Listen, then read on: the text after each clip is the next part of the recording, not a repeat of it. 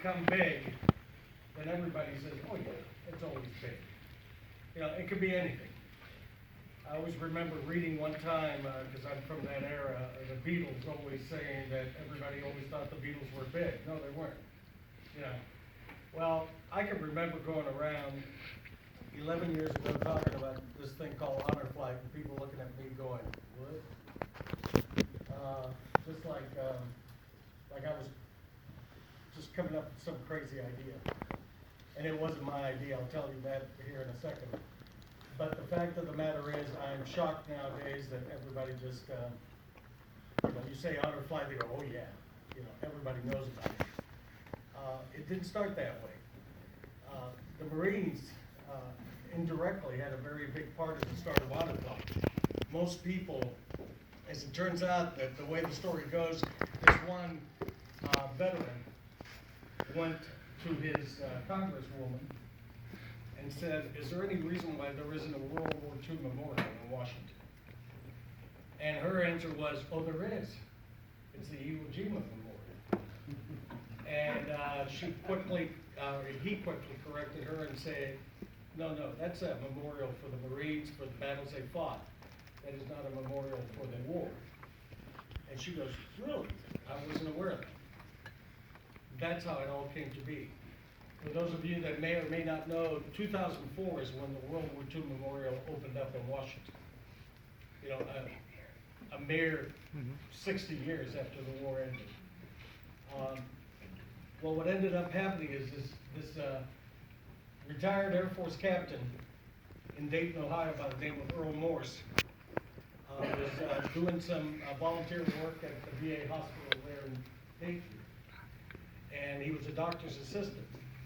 And so when World War II veterans started coming after the memorial opened up, he would ask them, hey, are you planning to go see your memorial? And they all said, absolutely, no problem. I'll plan on it. And he was really excited about that. When they came back 6 months later for a checkup, he asked them again. And he realized that not a single one had gone.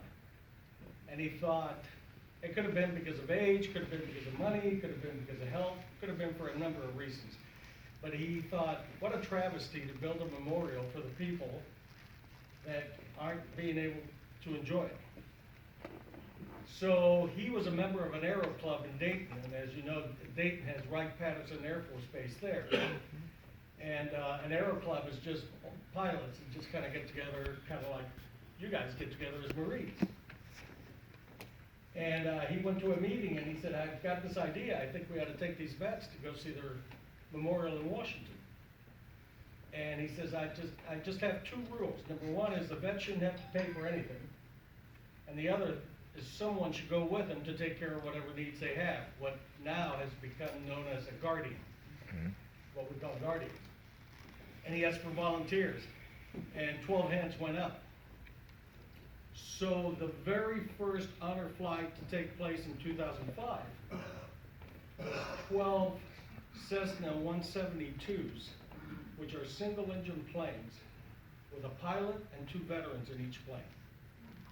That's how this whole thing started. Last year, throughout the country, there were some 35,000 vets that ended up going to Washington as part of an honor flight. We started ours on Veterans Day, 2009. That's when we formally applied to be an honor flight, what they call hub. Our first flight was, it took us till April of 2010 to get enough money to be able to go put together a first flight.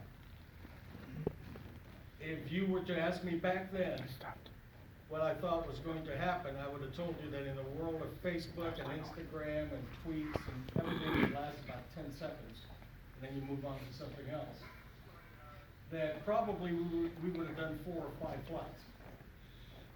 And that was it. On October 17th, we did our 57th. That's awesome.